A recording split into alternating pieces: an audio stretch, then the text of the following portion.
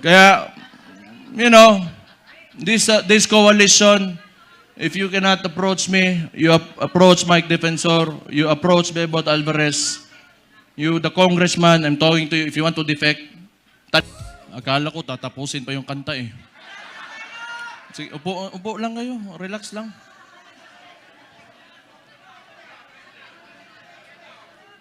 Magandang hapon sa inyong lahat. Former Speaker Bebot Alvarez, Senator Bongo, Senator Padilla, Mike Defensor, Chairman Alcusi, Congressman Leandro Leviste, Attorney Jimmy Bondoc, Attorney Vic Rodriguez, Attorney J.B. Hinlo, Attorney Topacio, Philip Salvador, Idol, and my idol, Harold Respiso. Attorney Lambino, General Esperon, good to see you, sir. And yung mga hindi ko nabanggit, sa susunod na pagkikita natin. Baka nagtataka kayo, tumahimik ako eh. Tumahimik ako pagkatapos ng midterm elections. Kasi, talo si Marcos sa Davao eh. Nagpahinga lang ako. Kailangan ko magpahinga kasi 2 taon kaming binanatan doon sa Davao. Yung ginawa ni Bangag, alam nyo na yung ayuda, yun naman yung paraan nila. That was a form of indirect vote buying prior to the campaign period. Yun talaga yun. Yung ginamit niya, so sinabi ko naman sa mga taga Davao, tanggapin nyo lang. Total, buwis nyo man yan. Yung nagsikap dyan, para may pera yung gobyerno, pera nyo rin yung kinukuha nyo. Hindi yan galing sa kanya. Pero yung mga taga Davao matatalino na, they are intelligent voters. Akala kasi, yung claim ng mga kalaban, na kami mga Duterte daw, mga authoritarian, yun, mamatay tao, kaya takot lahat. 2 million, matatakot namin yun. Di bukas patay na kami kung takutin namin yung 2 million na yan. It is a very highly democratic city, actually. Pagka pumunta kayo, that is why, awa ng Diyos, pasalamat ako, sa Davao ako naging mayor kasi ang mga tao dyan, alam nila anong gagawin nila at mahal nila yung lugar nila. Kaya kahit pinahihirapan kami, okay lang man, politika. Tapos, Marcos lang. Alam naman natin sa tatay pa lang yan. Kawatan!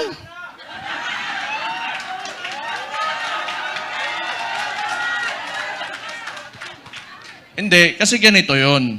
Nung nagsimula yung kampanya nung 2022, kasama niya yung kapatid ko, the Vice President, siyempre, inisip ko rin, siguro, itong tao na to, gusto maging presidente, he will redeem the Marcos family name. So, hindi ko naman talaga inisip na may ganun din pala yung tao na yan. Kung siguro nasa isip niya, kung sira na yung pangalan namin, sirain ko na lang lalo. Wala naman akong politika lang to. Kung bahala sila, magalit sila sa akin. Si Auntie Claire, tanawa. Pagkatapos ito, Auntie Claire, si Mayor, basta, nimbuangan ka. Oh. Nagpahinga lang ako. Kasi before the midterm elections, kami doon sa Davao, lagi kami nagmo-mobilize. Kasi nung sinimulan nila yung People's Initiative, papipirmahan nila yung mga papel. Siguro, I do not know. Pero definitely, sa ugali ng mga nangyan, wag na natin yung buong administrasyon niya. Kasi siya naman yung nasa taas ng chain of command, yung presidente. Definitely, ang suspicion namin, it was for term extension. at that early, 1 year or 2 years pa lang, hindi pa nagdadalawang taon yung termino niya, may pa-people's initiative. Parang plebiscite yan noon na nag-gather lang ng mga tao, pinataas yung kamay, o sige, maging diktador na tayo, maging authoritarian regime tayo for 27 years. So that was the attempt of this guy, bangag nga na dias Malacanang karon. Kita niyo yung nasa UN siya, sipon.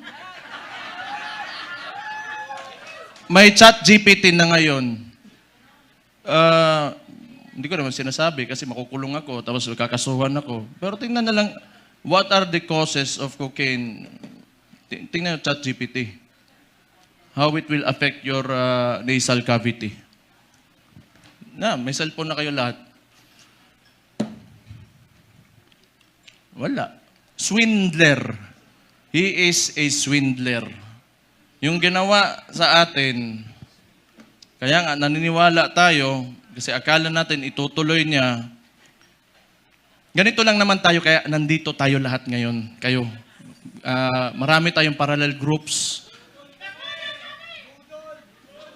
Nilapitan ako ni Sir Mike Defensor, pati ni Speaker Bebot. Na nakita ko sila pagdating nila doon sa bahay ko, patay problema na pud ni. Nagpahinga lang ako kasi grabe yung Pero ang akala nila, tumigil na tayo. Hindi pa tayo tumigil. Anong gusto nila? Lalabasin lahat ng ginawa nila. Tingnan mo katangahan nito ni Bangag. Siya nagbukas ng usapin ng flood control na may mga ghost project. Kaya ako tumahimik talaga. Kasi hinayaan ko na mag-self-destruct yung gago na yan. Kasi alam kong sasabog sa mukha niya yan. Because unang-una sa lahat, pag ikaw eksekutibo, you cannot point at someone else for the mistakes of your administration. Responsibilidad mo yan, ibig sabihin, either hindi ka nag-iisip o kulang ka sa pag-iisip o hindi mo talaga gusto yung trabaho mo. O kita mo ngayon, nag-backfire sa kanya, and they attempted to, lagi nilang ililiko doon. Pinakita naman namin lahat. Sa Davao, walang ghost project, may resibo kami lahat doon.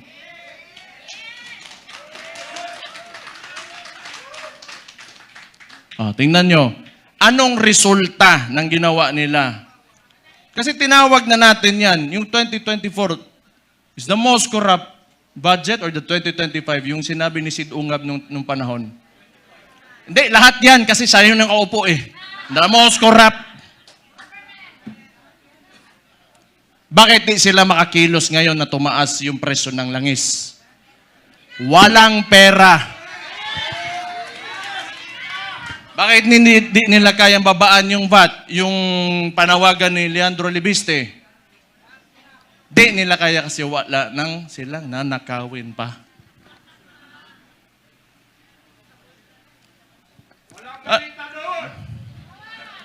Alam nyo, hindi naman talaga perfecto kahit saan ka pumunta sa buong mundo. May mga lobbyists, the congressmen and the senators, dadaan talaga yung pera dyan because that's the power of the purse. Lobbying and all of that.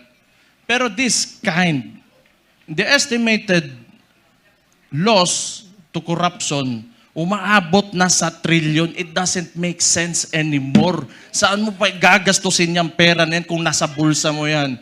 For what? Magkano ba gusto mong, yung kanin mo, gusto mo tag 200 pesos per kilo? Gusto mo yung pinakamasarap na pagkain, pinakamasarap na steak? Ano ba gusto mo sa buhay mo? Anyang mga yan, mayayaman na yan. Hindi pa sila nakukontento.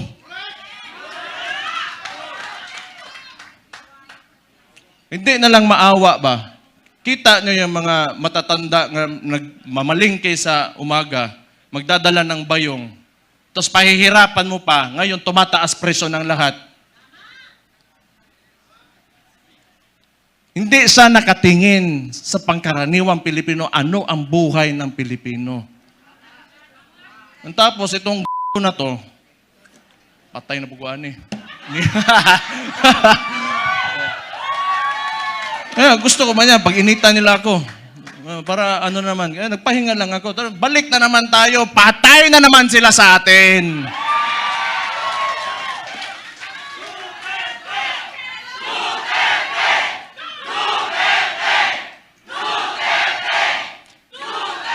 Ito pang maganda. Ito pang maganda. Tayo, mga parallel groups, ilan? Pila to kabuok? 600 parallel groups. Anong sinabi ng Vice Presidente? Siya ay tatakbong presidente, kumilos na tayong lahat.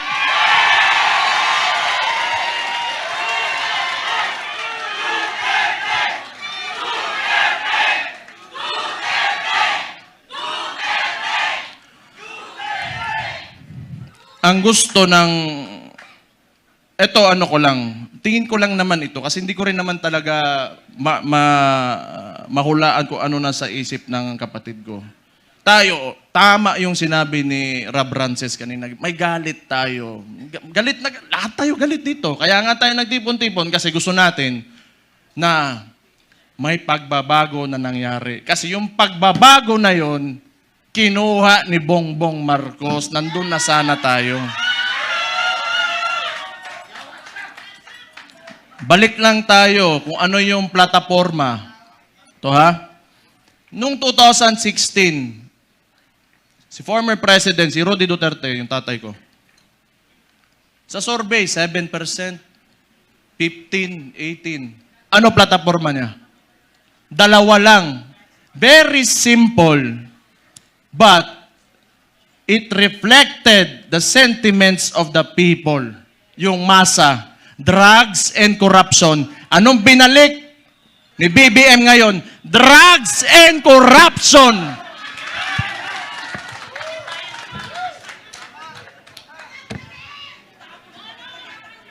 Sabi ng kapatid niya, hindi ako yun ha.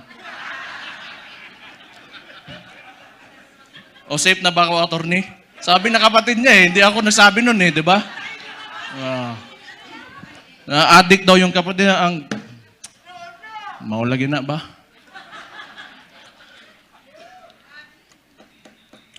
Hindi, tama naman yun. Kailangan optimistic tayo. Kailangan well-organized tayo, andito tayo lahat, at mahalaga sa lahat, unified tayo. Yung may mga differences tayo kasi lahat tayo mayayabang may mga ugali yung mga DDS Di ba? Oh. Kalimutan muna natin yun. Ang tanawa, hambugiro, yung mga buang.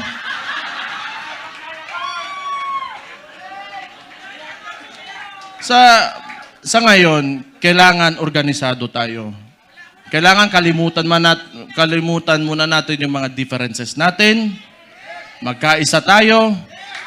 At since nagdeklara na natatakbo yung principal natin, who is the Vice President, Sara Duterte, magsimula na tayong kumilos.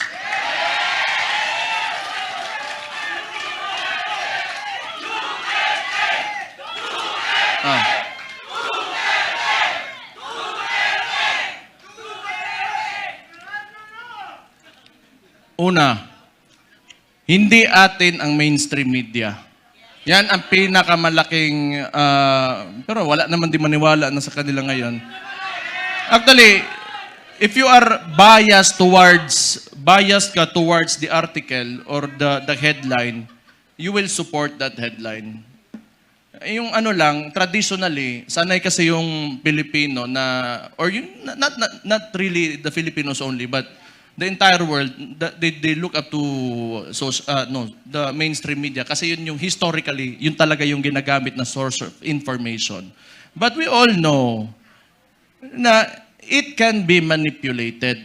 And it is, now, it is very well manipulated by... No, I do not blame them. May iba lang talaga na talagang rabid na anti-Duterte na mga tulad ng Rappler. Pero yung iba kasi talaga, wala yan. Matatakot talaga yan sa gobyerno. Kasi yung gobyerno, yung negosyo mo, lalapitan ka lang yan. Lalapitan ka lang ng BIR, ng ipapasarado ka, takutin ka. I know this because a lot of individuals in Davao, businessmen, were even afraid to come near me. Kasi pag manalaman ng administrasyon na yan, ni Bangag, ika-cut off, pahihirapan, gamitin yun. The bureaucracies of government have been weaponized by this administration. So intindihin na natin yun. Intindihin na natin yun. What we can do is, we go back to the roots, we campaign for our candidate. Wala rin naman tayo, kasi hindi rin naman tayo papansinin ng mga mainstream media because, lahat, masang Pilipino man tayo. So we do what we do best. 2016, anong ginawa nyo? Walang campaign materials na mabibigay yung tatay ko. Anong ginawa nyo? Kayo gumawa sa sako. Then this will be 2016 all over again. Let's reclaim the country and give it back to the people.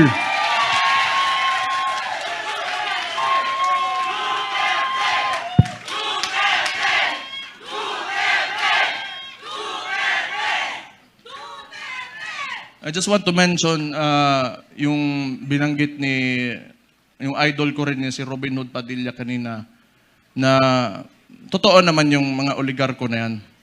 They are in control of, walang nawawalang oligarko sa buong mundo. Lahat ng nations in the entire world have oligarchs.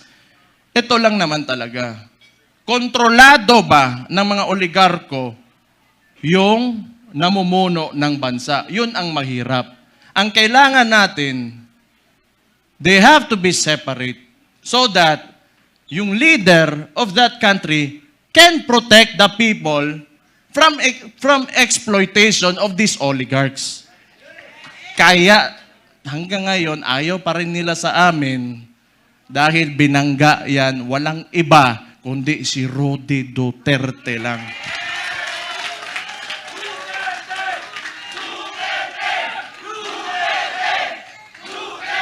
So, siguro naman, nag-declare na yung kapatid ko and we're going into the 2028 elections. Pakiusap ko lang sa mga oligarko, may mga mayayaman, malalaking negosyante talaga that have command of the economy. Maawa naman kayo sa mga tao. Maawa naman kayo sa mga tao. Give this country a chance na sumarap din ang buhay ng yung mga naglalakad lang sa daan na walang mga sasakyan. Yung sinabi ko kanina, it really breaks my heart. Yung living conditions ng tao ngayon. Sometimes, it makes life harder to live seeing this. Sa totoo lang.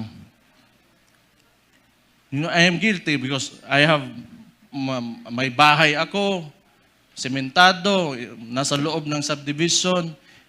It makes me feel so bad that the other Filipinos, my countrymen, have to suffer. Kaya naman tayo nandito. Alam ko, mahal niyo yung tatay ko dahil alam niyo na talagang minahal at mahal niya yung bansang Pilipinas.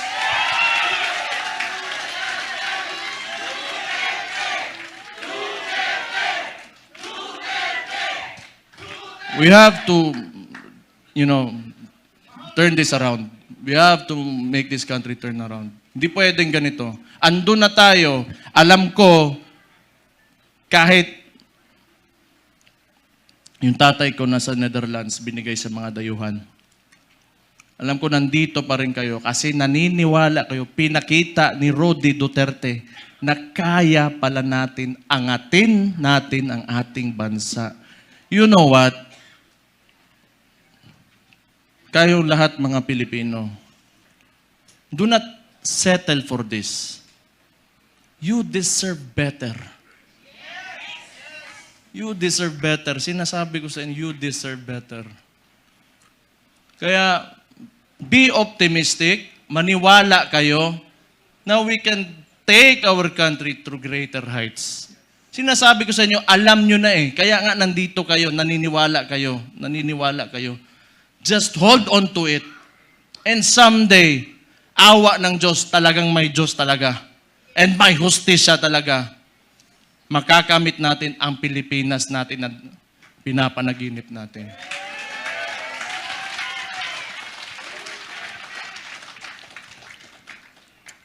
Isa, lahat ng politiko, kailangan bitawan natin yung mga pansariling nating gusto. We have to be selfless public servants. Unang-una yan sa lahat. Kung gusto natin talaga umangat itong bansa natin. Sabihin na natin, may nakawan nangyari, bigayan ng pera, whatever. That should be enough. Nagkaroon na kayo ng presidente that tolerated it. So what's next? Dadagdagan nyo pa? Nagpasarap na kayo ng sobra-sobra, gusto nyo pa?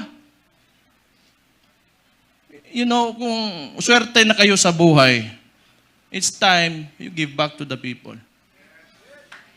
Huwag niyong pahirapan yung mga tao. Tama na yan. Okay na yan. Siguro yung mga anak nyo maka-aral sa abroad, you can eat, in a very nice restaurants. Tama na yan. That's okay. Isang ulo lang naman ang kailangan namin. Ang ulo ni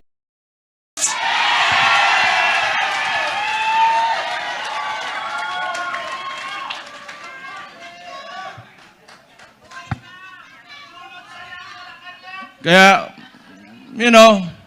this coalition, if you cannot approach me, you approach Mike Defensor, you approach Bebot Alvarez, you, the congressman, I'm talking to you, if you want to defect, talikuran nyo na yan because alam nyo, kayo, mga politiko, nakatira kayo sa Pilipinas, huwag nyo sirain ang bahay nyo.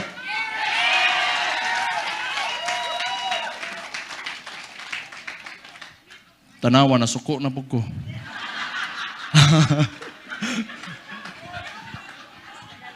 Pero,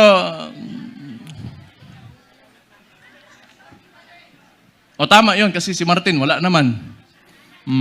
Si Bongbong na ang sunod. Tama yon. Si Martin yung talagang mautak na marunong magmaniobra ng Congress eh. Ngayon, baka si Charis.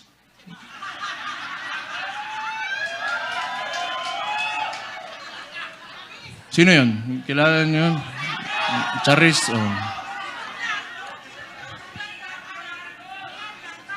Kasi rinig ko, chismis lang to ha. Chismis, wala ko sinasabi. Puppet speaker lang yan yung speaker ngayon. Hindi ko lang alam sino yan, Charis. Basta narinig ko, Charis daw. Atay.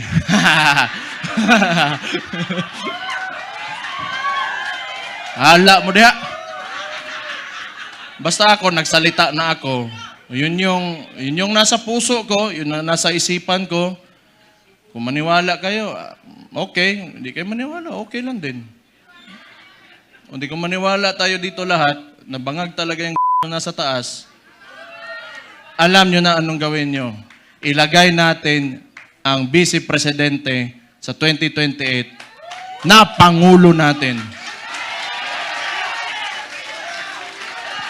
Ito lang, yung mga nananawagan na gusto natin ng radical, revolutionary movement.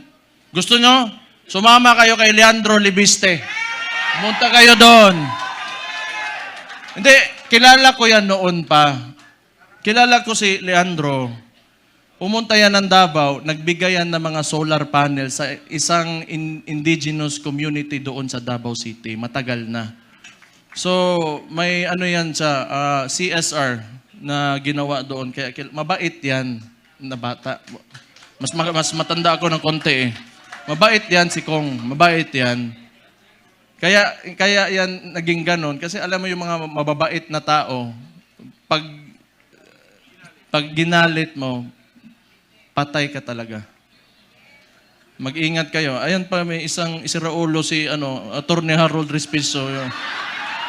Sabi ko nga nakita ko tong gago na ito, sabi ko, puta, hindi lang pala ako ang siraulo dito, may kasama na ako.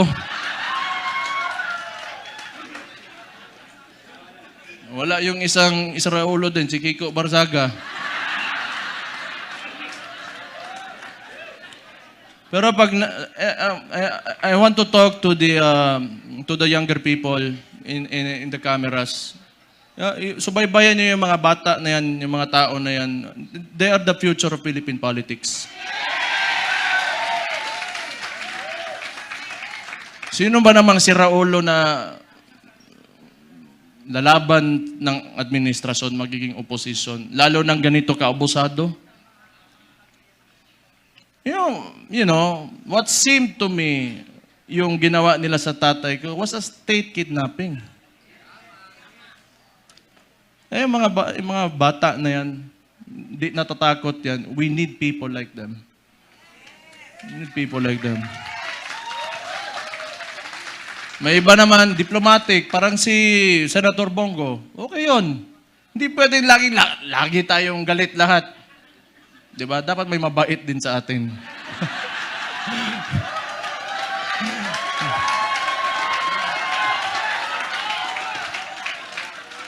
Hindi, good nature na tao si Senator Bongo. So, ano pa ba? Kumain na kayo? Ha? So sige. So yung coalition natin, ang tawag nito, United Front. So ibig sabihin nun, from the word united, nagkakaisa tayo. Okay? So, kung kaya niyong palawakin, yung mga miyembro nyo, magpalawak tayo.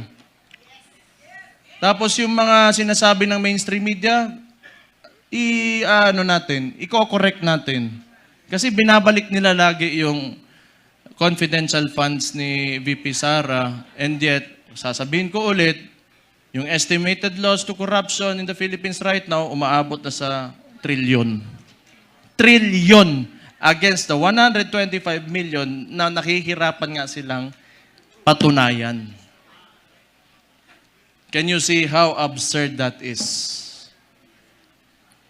So, yung messaging lang, kasi wala sa atin yung mainstream media eh. You try to talk, i-correct nyo. Huwag muna kayo magalit. Be on a level na gusto nyo lang iparating yung opinion nyo at tingin nyo sa kung sino man makakausap nyo. So mga panya lang tayo, malinis. Wag na natin gayahin yung mga grabe kahugaw. Ang dumi talaga ng politika. Ako kasi okay lang ako. Wala man akong pakialam sa sarili ko. Wala talaga akong pakialam kung ano sabihin. Basta ako, ginagawa ko na yung trabaho ko. Pag yung araw na tumakbo ako dyan, tapos di ako nanalo, ibig sabihin, tapos na ako. Pero wag I've been experiencing this ever since I went into politics. No. Ever since Rudy Duterte became the president, and the world is a nasty place. It's really nasty. So, tingin ko tama naman yung sinabi ng Vice Presidente. Magkampanya lang tayo, maayos. Kung ano man yung mga plataforma niya, pinakita niya na mga nagawa niya, yun ang sasabihin natin. Huwag na tayong pumatol. Tama yun, huwag na tayong pumatol. Kasi ayaw ko rin.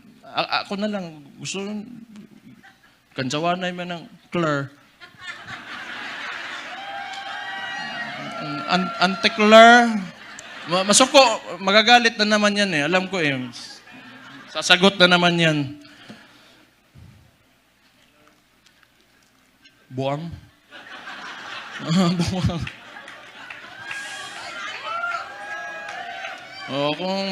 Kung baliw sila, baliw din ako.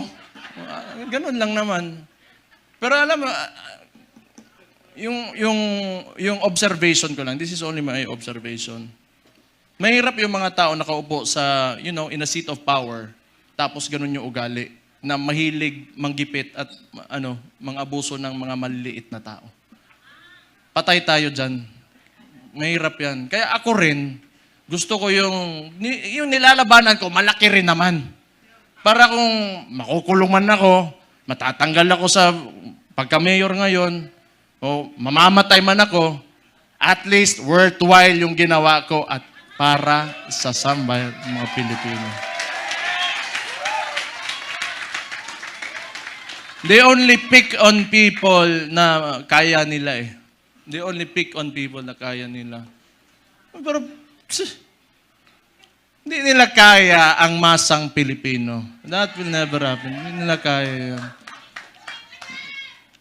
Bukas na ang mga isipan at mga mata ng Pilipino ngayon. Bakit isa lang nagsasabi na tama? Kayo, hindi nyo alam?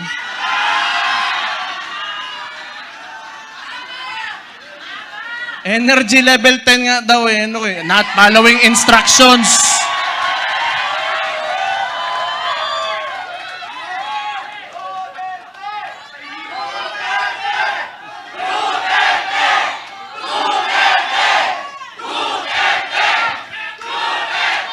Kayo, nilalagay nyo talaga ako sa alanganin ba? Okay lang. Alam nyo, yung tumakbo, yung tatakbo na yung tatay ko, lahat kaming magkakapatid, hindi talaga pumayag. Kaya isa ring value yun.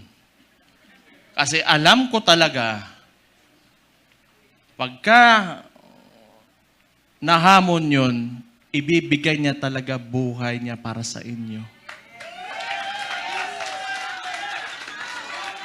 Kaya hindi kami pumayag. Pero siguro, tingin ko lang, hindi ko naman pwedeng hulaan yung nasa isip niya, mahal niya talaga kayo at yung bayan niya.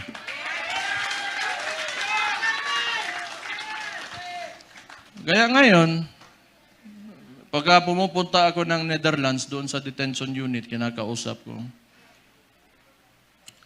can never imagine someone who would, like an actual individual in front of me that would actually give away his freedom and his life for his country. Kahit tatay ko siya, I am so amazed. And I am very, honored that he is my father.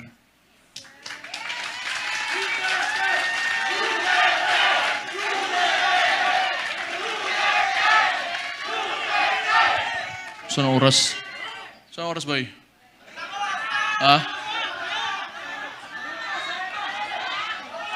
Hindi, basta kung may problema, we have to communicate with each other. Okay? Let's just be friends, lahat tayo. Huwag tayong mag-away-away. Andito ang PDP, andito ang Reform PH, and Reforma, andito ang Maisog, and hindi ko na mababanggit yung lahat ng parallel groups, Reforma Pilipinas. Magkaisa tayong lahat. It's time to move. Move with positivity and optimism. Let go of yourselves. Give your all for the country. Lahat ng gagawin natin, hindi para sa atin, kundi para sa bayan natin.